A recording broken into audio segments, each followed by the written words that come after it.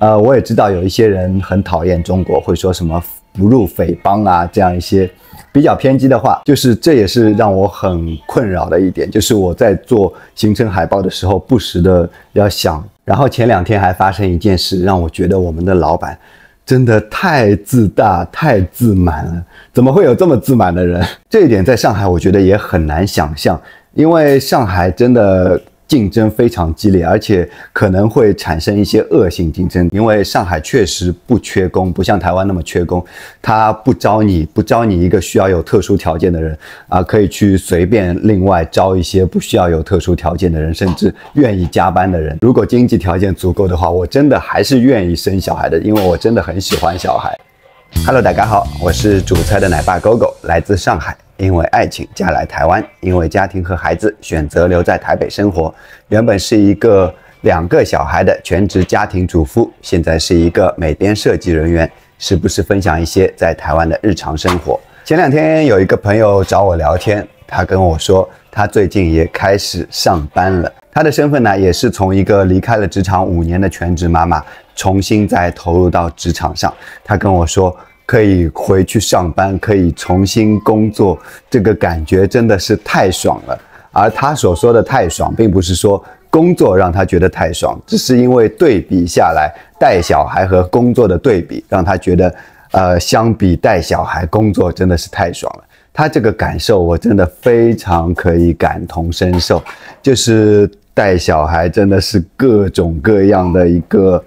辛苦的过程。我自己也经历了5年的全职奶爸的阶段，就像我刚刚跟2个小朋友在一起活动，然后给他们讲故事，虽然跟他们相处很愉快但是有一些事情真的很为难，就是跟他们讲故事，我就讲得哈欠连连。毕竟不是像那些专业的托育人员或者是幼教老师这样有受过专业的训练，就是全天跟他们相处，真的会觉得蛮无聊的。就像我在上班期间呢，至少还可以慢悠悠的喝一口咖啡，然后专注于自己喜欢的一件事情，因为我本身确实很喜欢做设计，然后就可以去专注的思考这个画面要怎么去做出来。而在带小孩的时候，整个人的状态是游离的，就是你有一些不情愿去跟他们讲故事陪他们玩什么，会觉得非常无聊，非常耗精神。然后你又想做一些自己的事情，但是他们经常会来吵到你，甚至上厕所这个事情，我相信很多带过小孩的家长都知道。你都没办法安安心心的自己坐在那里上厕所。后来呢，我就问我这个朋友，我说那你下班要怎么去接小孩因为我现在自己的情况呢，是我每天工作到5点，我们公司正常下班是6点的时间，但是因为我们公司中午呢是有1个半小时休息时间，而我因为要提早1个小时下班，所以我中午的休息时间就压缩到半个小时。半个小时对我来说还是蛮匆忙的，就是赶快要吃完饭，然后半个小时就要打完卡这样子。但是我知道这一点在整个公司的管理上其实已经算是例外了。对于一个管理者来说，像我这样的例外情况，其实很多老板是不能接受的，所以我还是非常感谢我们老板可以给我这样一个特殊通道，让我可以回家早一点做饭给小孩子吃。而我那个朋友呢，他跟我说他现在还是做的相当于兼职，也就是上午去几个小时，下午去几个小时，然后可以3点钟下班去接小孩放学。那虽然兼职肯定是让自己在工作上的才能没有办法全力发挥，但是他也跟我说可以有工作已经很好了，可以送小孩去幼儿园之后专心去上班，已经是感觉天大的恩赐了。就是我跟他说了一句，我说无娃一身轻，他说非常能理解，真的没有小孩在身边，你做任何事真的都非常轻松的感觉。那我发现呢，台湾好像蛮多是家长自己亲身带小孩这样的情况的。就我早上出门去上班的时候，我也会看到我们家附近有2个家长，爸爸妈妈他们是3个小孩然后2个人应该是先送小孩去幼儿园，他们骑2辆机车，1辆机车坐2个小孩，1辆机车坐1个小孩。虽然我知道这可能不太符合交通条例，但是真的是很没办法，生到3个小孩真的是一个量变到质变的过程。就是2个小孩，如果你买一台小型的家庭用车，那种轿车还是可以坐的，一个家长跟2个小孩坐后面还是 OK 的。那如果生到3个小孩，你没办法放3台安全气座，所以生3个小孩真的是硬条件要足，就是有经济能力，你要换大台的车。然后像你家里的房子，我们家是2室1厅，也就是2房这种房子。那以后呢，我跟果果一个房间，2个小朋友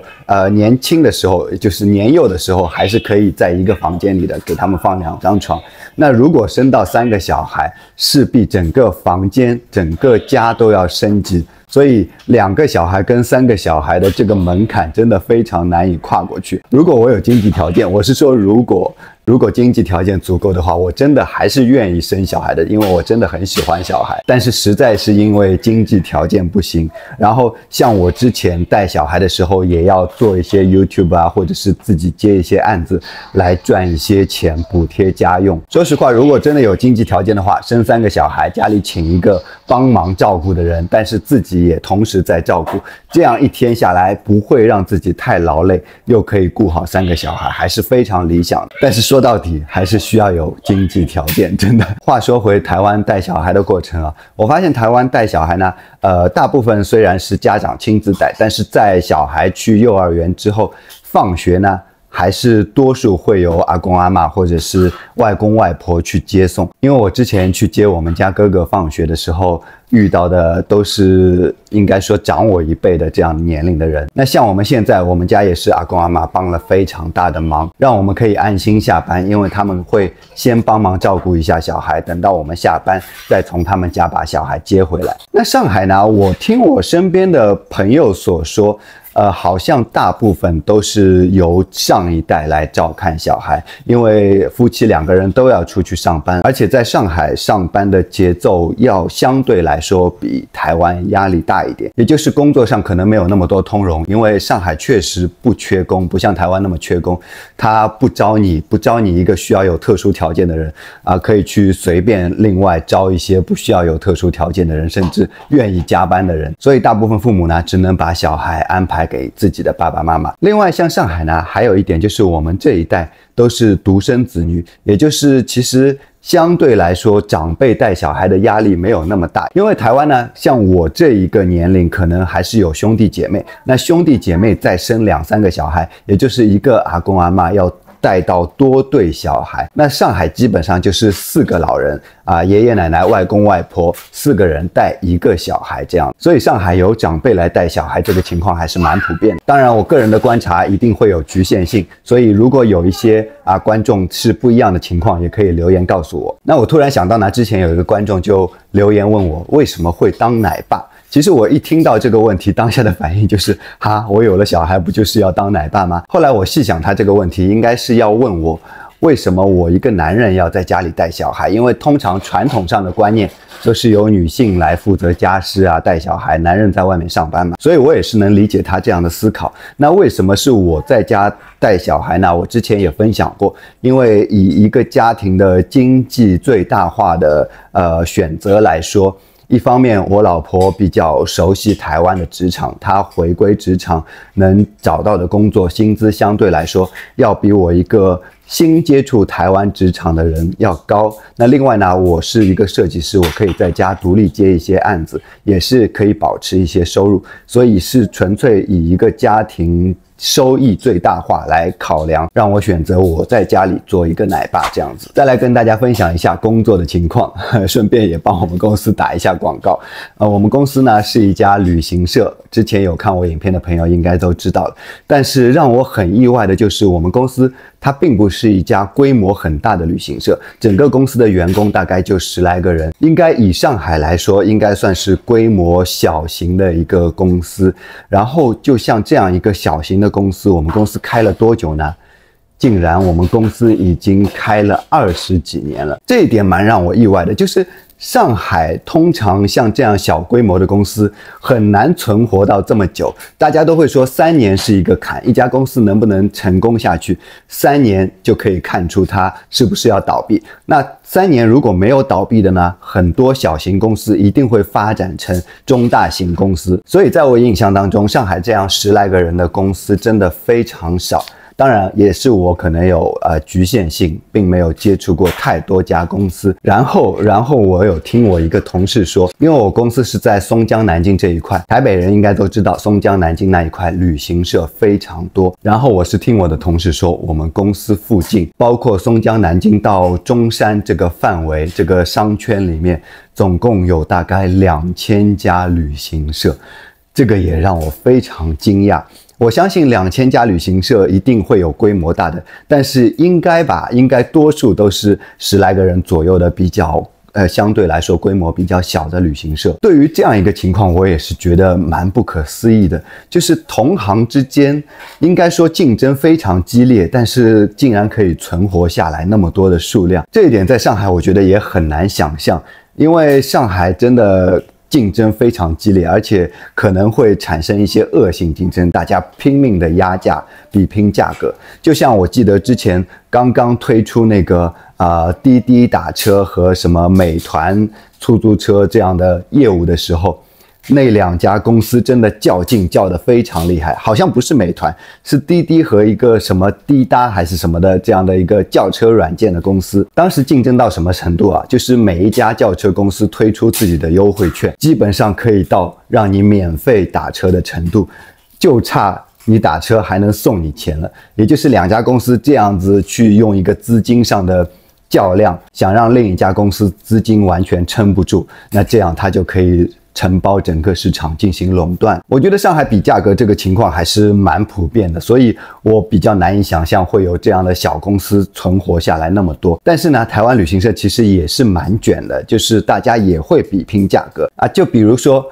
同样价钱的情况下他们家可能安排4星的住宿，而我们家就会安排5星的住宿，或者是我们家可能比他们贵1、2千，但是我们在行程上在吃和住上面会比他们家更好。也就是给我的感觉，一些消费者会已经超出价格的比较，会在品质上考虑更高品质，但是相对来说掏更多钱的这样一个行程了。然后前2天还发生一件事，让我觉得我们的老板真的太自大太自满了，怎么会有这么自满的人？也就是刚好有一位观众看到了我之前几支影片，知道我现在在旅行社工作，所以呢他就来跟我了解一支行程，那我就直接把他的大致情况告诉了老板。我本来以为老板是会让公司的一个业务去联系他，没想到老板就亲自出马哦。他说交给我了，我来跟他联系就好了。然后呢我把他的联络方式给了老板之后，老板大概花了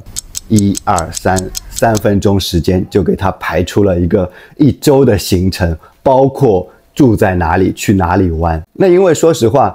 我觉得他这个 case 还是相比我们其他的一些大团的 case 比较小，所以我对于老板亲自出马这件事情觉得蛮不可思议的。我想那么小一个 case 老板还需要亲自出马，我就跟他说这样你还要亲自出马哦。结果老板跟我说什么？结果老板跟我说这个实在是太简单了，我就是排行程的机器。你知道为什么一些同行、一些同业的旅行社都会找我排行程吗？因为我排出来的行程通常会跟其他旅行社不一样，有一些特别的安排，有一些品质比较好的安排，这个就叫专业。我听了老板的话，真的觉得他好自大哦。但是说实话，确实呢，我在这家旅行社做了1个多月的时间，我做行程海报的时候也知道我们家的行程确实很吸引人，就是这也是让我很困扰的一点，就是我在做行程海报的时候不时的要想好想去这里玩啊，好想去那里玩啊，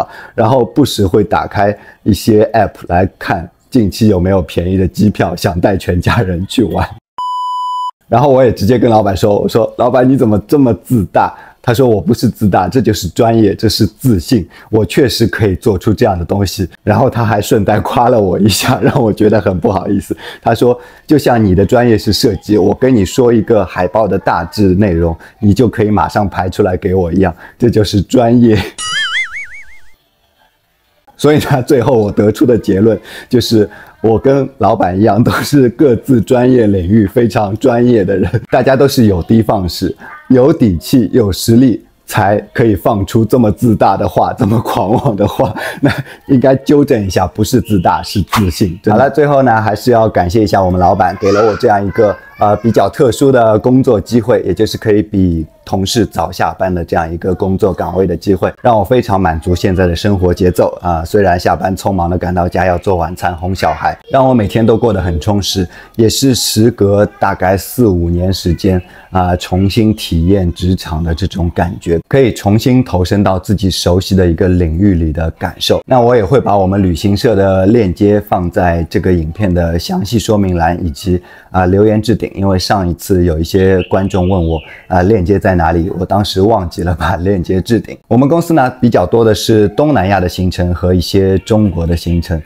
我也知道有一些人很讨厌中国，会说什么不入匪帮啊这样一些比较偏激的话。当然没关系，你不喜欢中国可以完全忽视这些行程。但是话说回来，虽然我现在身处台湾，我也很喜欢台湾，但是像中国的一些独特的景点，比如说高原的一些景色，或者说一些民族的文化，一些历史的典故一些历史的建筑，还是让我深深迷恋。因为这些我觉得对一个华人来说就是真的很难以割舍。比如说我之前跟果果一起去丝路旅游，那看到一些诗句，像什么劝君更尽一杯酒，西出阳关无故人